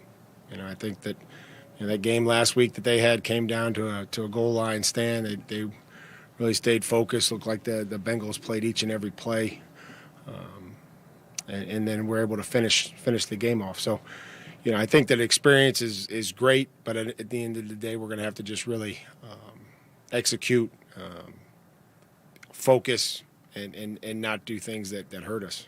Is there a greater sense of motivation coming off of last year's playoff loss that just kind of I think that there's just motivation to prepare and win, and if somehow last year, it's hard to remember what we did last week for me, as opposed to what we did last year. So, we'll have to understand how critical getting off to a good start is, making adjustments, converting, being good in special teams, and just everything that comes down to winning football games in January. What are some of the things that You've talked a lot about how valuable Ryan has been this season, but considering, the fact that Derek's missed 9 games, AJ and Julio been in and out of the lineup, is maybe the win total for him maybe the biggest, best indicator of his production this year? Well, I hope that's the best indicator for all of us. I think that's the only reason that why we're here, and Ryan's had to do things to help us win, and he's done that, and we're going to need everybody's best effort this week. What are some of the things that he's done of late that's made him, I guess, less likely to turn the ball over? He went through that little stretch where he had protection issues and he had put the ball in harm's way a few times, but he's really cut back on that the last 3 or 4 games. I think it's just been a group effort. It's probably been a group effort. Clean pockets, good routes lead to, production in the passing game. Making good decisions, reserving the right to punt on 3rd down, all those things lead to decreased turnovers. Receivers or somebody like that with a game that starts in sunlight and ends after the sun has gone down along the way? Sometimes they turn the lights on earlier, right? I'm sure the lights will probably be on close to the time that we kick off. I don't really know. We ask them to go out and try to figure out, what the field conditions are, what the weather looks like, what the wind looks like. Sun, we've had that, sometimes earlier in the season when, maybe catching a punt or going in a certain direction. Sometimes in an open domed stadium, the light changes. I'm not really sure. Does Torrey Carter give you the run game when he's out there? Well, Torrey's been physical for us. He's played on special teams. So we'll evaluate how he's doing this week and, see where he goes. Tape on Jamar Chase. What do you see? Well, just, big, athletic, fast, great body control, good after the catch, strong hands. Just very talented. Christian Fulton played with him back to high school. When somebody has that kind of familiarity, can it help when you're at this level? That's it. That's all I got. I hope. Thanks, guys. That is Mike Vrabel, Titans head coach, meeting with the media at St. Thomas Sports Park. So some interesting stuff in there about Derrick Henry's ramp-up, Christian Fulton's availability, and his familiarity with his former college teammate, Jamar Chase. By the way, worth noting, Christian Fulton played T. Higgins in the national championship game a couple of years ago. So these are two receivers, two stud receivers, and probably three when you include Boyd and the tight end Joe Mixon, a threat out of the backfield as well. Bengals have a lot of options in the passing game. Titans secondary going to need to be as healthy as humanly possible ahead of Saturday's game. So we'll tell you who takes the practice field later on. But when we come back, I want to take some phone calls. We've got a couple of people waiting. And the question that I want to ask you is this. Based on the Derrick Henry conversation, which Titans player do you think there is the most pressure on to perform on Saturday? Derrick Henry gets a lot of attention. Would that be your nominee? 615-737-1045. Which Titans player is under the most pressure to perform? Shout out to our guys, Austin Stanley and Zach Bingham, who we borrowed this topic from the A to Z Sports Morning Show today, and I think it's a good one. So we'll talk about it coming up next.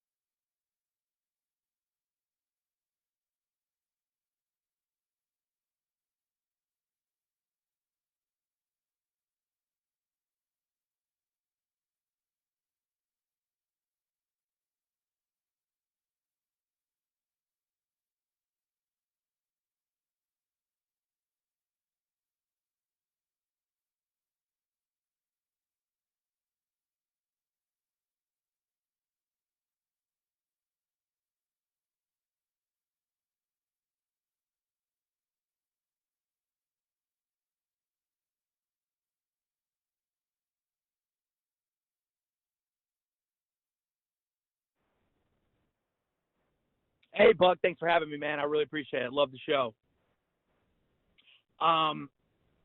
It's definitely Ryan Tannehill. He has got to perform. When you look at the games over the course of the season and the games where he has not turned the ball over, where he hasn't gotten, thrown into triple coverage, just iffy passes, strip sacks in the pocket where he's sitting there too long with nothing going on. Obviously, that's not all his fault. But the games where he doesn't turn the ball over, we win. And I know the pressure's on Derrick Henry, but we haven't had Derrick Henry for quite some time now, and our run game has been strong. I don't hesitate if he gets off to I don't think if he gets off to a slow start that Vrabel will hesitate at all to put Hilliard and Foreman in there and get some carries.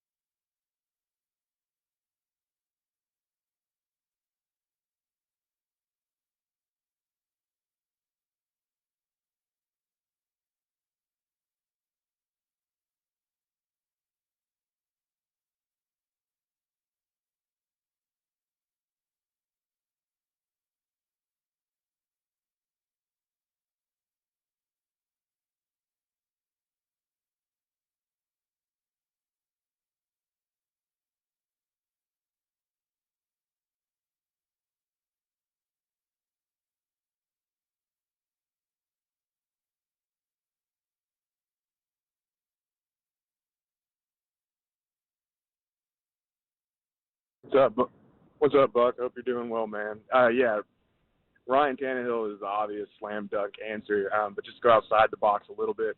I think it's Taylor Lewan that's under the most pressure this week.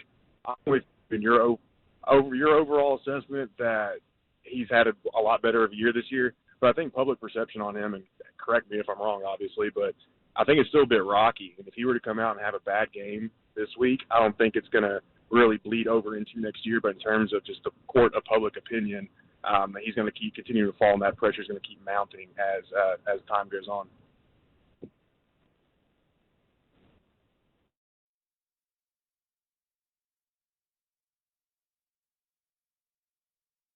Can, of course. And turnovers, by the way, strip sacks that we saw from Ryan Tannehill when his protection was poor earlier this year. What I see from Taylor Lewan is this. Taylor Lewan, when he's available, has been a top, let's say, I'll say top 12 caliber offensive tackle. I believe that in my soul. The film bears that out as much. Availability matters. Price point, by the way, matters. Taylor is now 30. It's not very old. But with his injuries, how much are they going to be willing to keep him around? Now, I think, here's what I'll say. Finances are going to get tricky next year. I think Taylor's worth keeping around by a mile. If you can get him to a place where he's rehabilitated that knee completely, and he's looked much better in recent weeks, in recent months, frankly. If you can get Taylor Lewan to a place where you feel like he's in good shape, I still think that's your left tackle moving forward. You got other issues on the offensive line. Ben Jones needs an extension, or they need to figure out his replacement very quickly. From the standpoint of David Quessenberry, you've whiffed on at least one right tackle. I don't know what the book is going to be on Dylan Radins. The sample size to this point is not large enough, and the majority of those snaps came at left tackle. Taylor Lewan is solid, and at times he's above average. Not one of these stud left. He's not Trent Williams, right? Trent Williams, 37 years old, playing that position at the highest possible level. Lewan is not Joe Thomas. Those guys don't get beat. For example, like that 3rd and 5 play against Houston, the 36-yard completion to Nick Westbrook-Akina where Taylor just gets flat out beat. And he, to his credit, accountability, said Ryan Tannehill saved my ass in that moment because somehow he got out of that pressure, completed the 36-yard pass. They went on to score with Julio Jones on that touchdown drive in the fourth quarter. Does he have flaws? Sure. Is he better than what else you could potentially have out there? Yes. Let's go to Jason in Lebanon, who's up next on 104.5 The Zone. Jason, which Titans player is the most pressure on Saturday? Ryan Tannehill, because he's got to show the Titans fans that he's the premier quarterback that they want to have, because, he's got to finish in the playoffs, and also it has to be a team effort. It can't just be on Derrick Henry's shoulders. They got to spread the ball out to Julio Jones and everybody else. It's got to be a team effort. And Julio Jones and A.J. Brown, because that's a lot of pressure on one man to do all the going. Well, Jason, he hit 9 different guys last week, right? 9 different targets. Right. Yeah. Or in week 18, forgive me, not last week. Yeah, he did.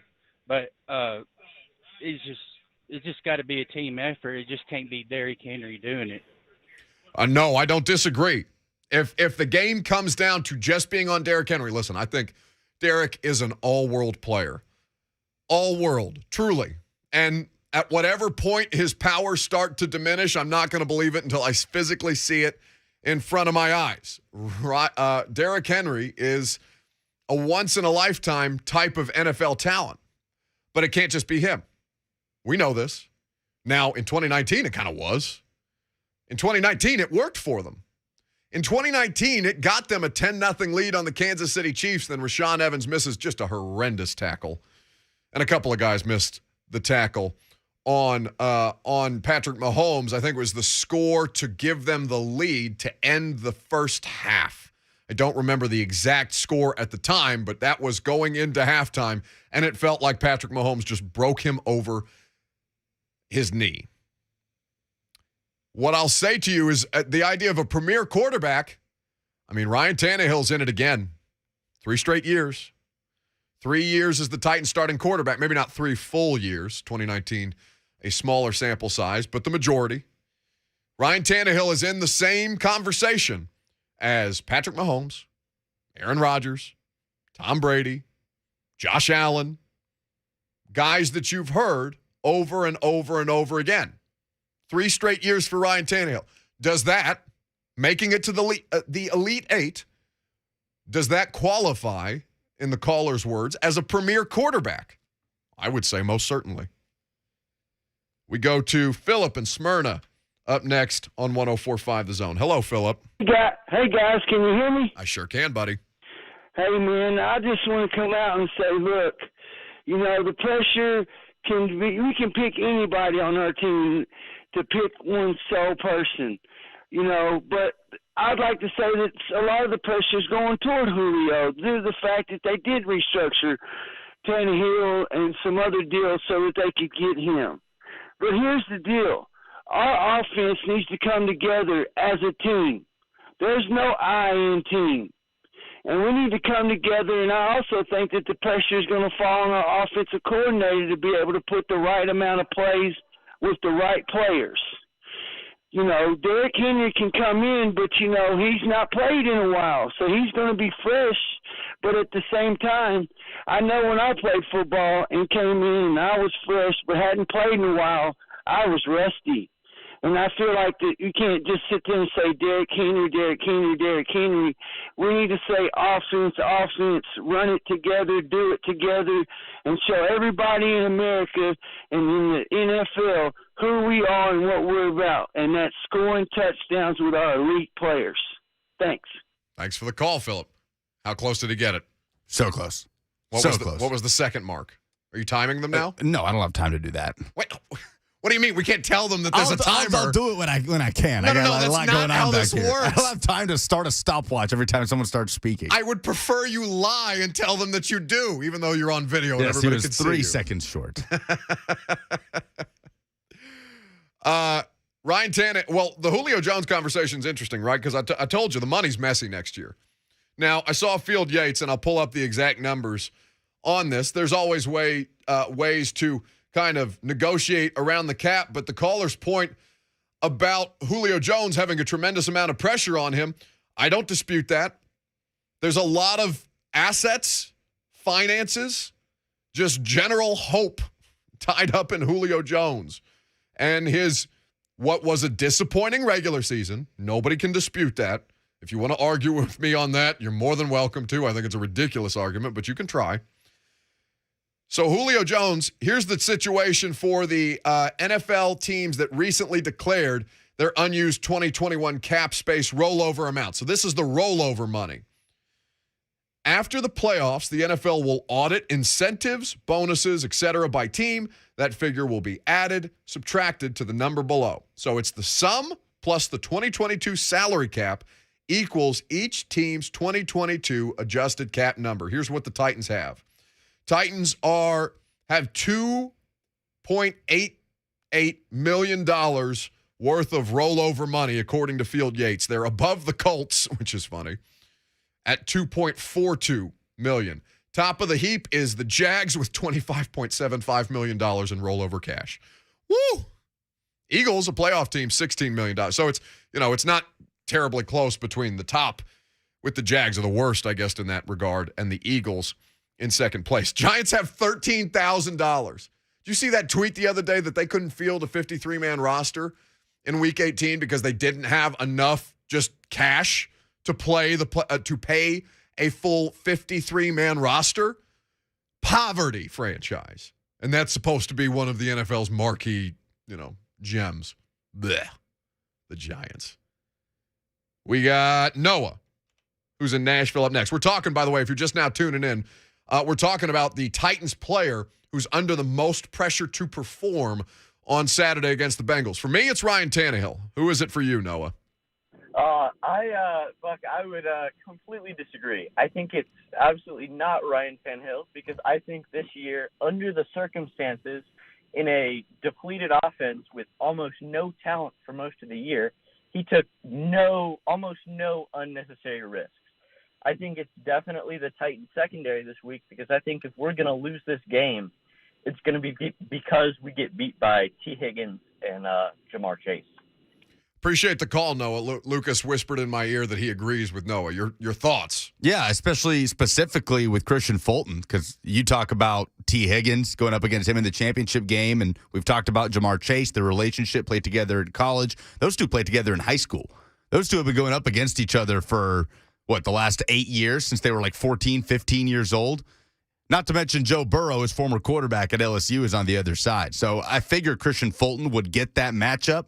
based on their history and his knowledge of Jamar Chase and with how explosive that offense has been behind their young wide receivers, I would kind of agree with the pressure being on the secondary and specifically Fulton. Is it bad that my expectations are just like, yeah, you got to stop him in the red zone. You're not going to stop him between the 20s. Sure, but that's how it's trended for them in the last 5 weeks. So where does Derrick Henry fall in the middle of all this, right? Derrick Henry, who is in line to return this week. Now, has he been officially activated? To this point, no. Well, you're going to hear from Mike Vrabel on it here in just a second. He just spoke with the media at noon at St. Thomas Sports Park, and I want to get into that as well because I know people are curious about what Derrick's week of work specifically will look like. There is a tremendous amount of pressure on Derrick Henry. And, you know, I don't want to say it's unfair because he's the guy. He's the face of the franchise. There is no disputing this. Now, what I may be willing to dispute, depending on how he comes back, and listen, he was just an absolute stud through the first 8 weeks of the season. He was going to clear the 2,000-yard mark again. He was probably going to have a legitimate, as a running back, MVP candidacy as he stayed healthy. And he got hurt. I don't necessarily know that he's the biggest reason why they win or lose a game at this point. Does he help you? Hell yes. More offensive firepower, more options, more brutality at the line of scrimmage from a Titans offensive line that's getting it right at the right time. Deontay Foreman to spell him, which is, an eerily similar running style. And an offense that's really clicking in the last 3 games, 3 straight wins. But here was Mike Vrabel earlier today speaking about Derrick Henry's week of work and what exactly that would look like when he met with the media earlier. We'll be in pads today. I think that's a good step. We'll have to have some contact. It's been a while, since he's had, contact. We're going to have to do these things that will come close to replicating what's going to be asked of him in a football game. So, again, we'll have a week of work and we'll see how he feels and make a decision. Mike Vrabel's trying his hardest to manage those expectations, isn't he? It's tough. The roof of that place is going – there's no roof on Nissan Stadium, not to do a poor Ron Slay impression, but Nissan Stadium literally does not have a roof. And it's still going to blow the top off the non-existent roof. It's going to break the sound barrier when Derrick Henry takes that field, potentially, probably, on Saturday. This week of work for Derrick Henry, being in pads, dealing with contact, it's going to make a big deal. But the pressure on him, both nationally and here locally, and by a fan base who loves that dude, there's a lot. But I don't know that he's the most, that he is dealing with the most scrutiny from that standpoint. 615-737-1045. Anthony is in Russellville, Kentucky. Up next on 1045 The Zone. Hello, Anthony. What's going on, Buck? How you doing? I'm doing well, brother. I'd say, in my opinion, the most pressure will be on Byard in our secondary just to make sure we contain Joe Burrow. I'll hang up and listen to what you got to say. Yeah, well, listen, I think the secondary is an interesting conversation because I don't put that onus on the secondary. I put that onus on the pass rush. Get there. Jamar Chase is going to get his. C.J. Uzoma, the tight end, the great tight end that they have, is going to get his or try to. Remember that Dane Cruikshank has done a marvelous job on a lot of great tight ends this year, from Travis Kelce to George Kittle to Mike Gesicki with the Miami Dolphins. Like, he's been a matchup problem when the Titans do play matchup with him as the tight end stopper. Joe Mixon was not efficient in the running game. The Bengals' offensive line is terrible. If you can get to the quarterback, you can make life a lot harder on Joe Burrow. Those wide receivers, that tight end, probably that running back in the passing game, they're going to get theirs. They're hugely talented. Joe Burrow threw for nearly 1,000 yards in 2 games in his last 2 starts. He broke an NFL record. And doing all of that behind a trash offensive line. The guy can make plays with his feet.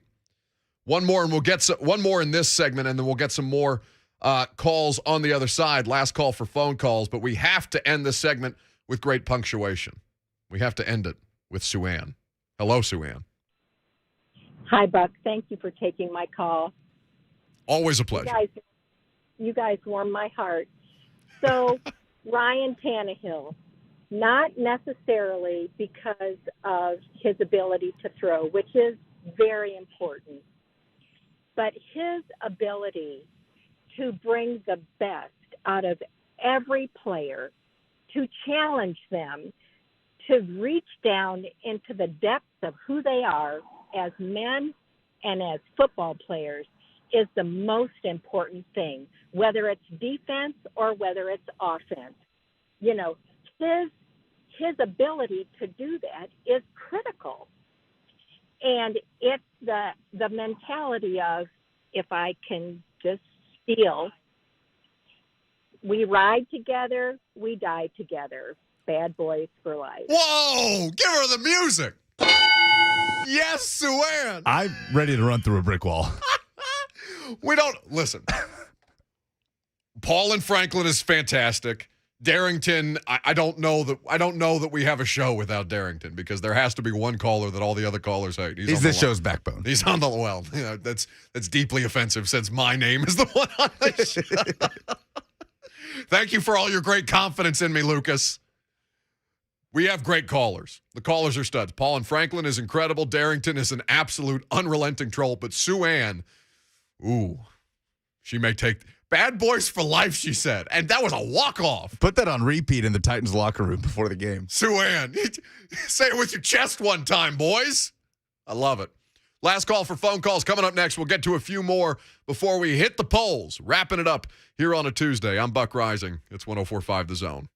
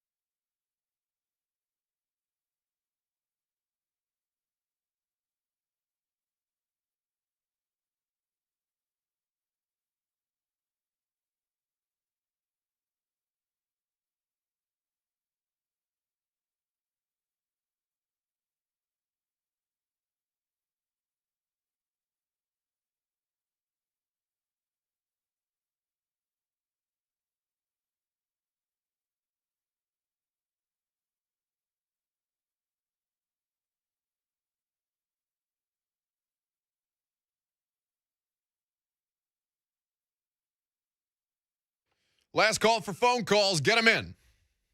615-737-1045. We got the polls here in a second. A lot of people have been waiting patiently, though. We're talking pressure on individuals, Titans players. They don't got to talk about it. We'll do it for them.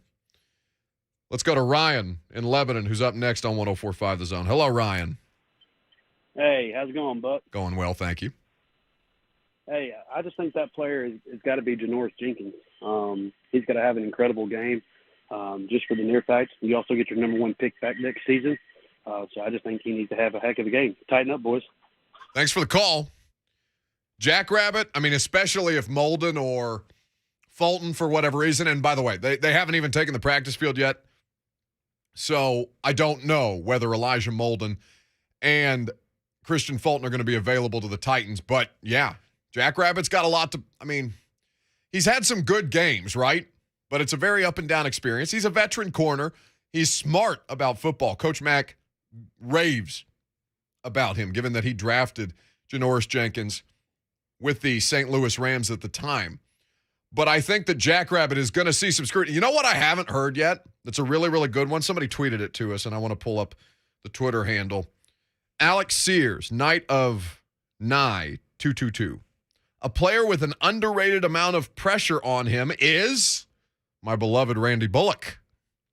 He's got some demons to exercise from his time in Cincy. I swear I didn't mean to make an exercise joke, Randy. I love you with all of my heart. Let's try it. Darrington. Up next on 104.5 The Zone. Go for it. Hey, I just want to know what else is Noah smoking. Can he call me after the show or hit me up on Twitter so I can holler at his person? Yeah, I just want to know. Second, every time you say you're going to the polls, for some reason I automatically grab my wallet. I don't know what that's about. What? Finally, the lady that called in, I want to give it to her. She's the GOATed. She's the number one caller. Hands down. No ifs, and buts about it. Finally, all right, who's the pressure on? I wish people would quit saying Derrick Henry. It's not him. Man just came off an injury. He ain't been there. Run game's going to be what it is. It's 50% on the line, 50% on Ty Downing. Offense and defense. If there is no holes, you can't run. If there's no protection, you can't throw the ball. Point blank period. We know what Ryan Tannehill is with and without a line. That solves that. We see that their defensive line is hurt. Can they protect? Their offensive line is not good. Can our defense get pressure? Boom. That solves that. Ty Downing, if we get to a lead, will you be complacent? That is the question. And my last thing, is Buster Screen going to be playing? Because you have not mentioned him yet. And I think that'll do it for me. Good one, Bucker. Have a good one. Love you. Lucas, stay Lucas. I'm out. Efficiency. Buster Screen should be available, but again, I'll be able to update you after they take the practice field today. One more quick one. Jacob in White House. Jacob, 30 seconds or less. What you got? I got you. I just wanted to say it's importance of getting the pass rush to Burrow. Last year, he got to sit there way too much to throw the ball around. That's all I got for you, Buck. Love the show. Thank you. You heard Mike Vrabel say it made him sick to watch that game back. Give me the polls. Stop the count. The polls have closed and the votes have been tallied. Now, here's your favorite Buck Reising Show correspondent, Lucas Polzika. Losers of the football weekend. Puka says Cliff Kingsbury because once again, an ultra-talented team falls apart at the end. Jordan says anybody who watched the majority of Wild Card Weekend games. Let me tell you. One, you're not a loser if you watch the Wild Card Weekend games because we all asked for more football. They gave you more football. If it's trash, you got to eat it. Them's the breaks. Cliff Kingsbury, I told you that the Indianapolis Colts, after they botched their playoff hopes, they were choking dogs. Cliff Kingsbury has now entered the Choking Dog Hall of Fame. He belongs right up there with Carson Wentz and the Indianapolis Colts of the 2021 season. Winners of the football weekend, many people are saying the Buffalo Bills for the way they blitzed the New England Patriots at home. Zay says the Oakland A's for getting Kyler Murray. It is now until the end of time Mike Tomlin, who would rather his team rip off their eyelids just so they cannot blink. Biggest threat to the Titans left in the AFC playoffs. Chiefs, Bengals, or Bills. 45% say it's the Bills. 34% the Chiefs. 21% say it's the opponent this weekend, the Cincinnati Bengals. That's fair because that is the next opponent, and you don't want to look ahead if you're the football team, but I'll do it for you. I'm scared of Josh Allen. Which Titans player is under the most pressure to perform? Tyler says Tannehill or Henry. If Henry doesn't perform, his, quote, career is over from national media. Tannehill because he's not Mahomes, Burrow, or Allen. Give me RT17. 17. That is where the pressure resides. TJ says Simmons, he can be a wrecking ball and at times can be kept in check. If there's no pressure on Burrow, will be a long day. Yes, that is true because they are going to, if there's no pressure on Burrow, it's going to look like last year's game against the Bengals did. Many people saying the secondary as well to deal with that potent receiving trio. Is bad football good business? 69% say no. What? 69% say no. 69% of you are ignorant. Stop it. What do you think you're watching? What do you think? They're pumping you through full of Apple Watch ads that make you think you're going to die unless you get the product? People are spending tens of millions, hundreds of millions of dollars on NFL football this weekend. You think that bad football is a good business? You're drunk. Respectfully. Those the polls? Those are the polls. Very good. That's the show. Blaine and Mickey, they're out at the Titans blood drive, I do believe. They will take over coming up next. Oh, by the way, Jarrell Casey going to join us tomorrow at 11 a.m. Make sure you are there, appointment listening. He is going to be the 12th Titan at Nissan Stadium on Saturday. We'll see you tomorrow.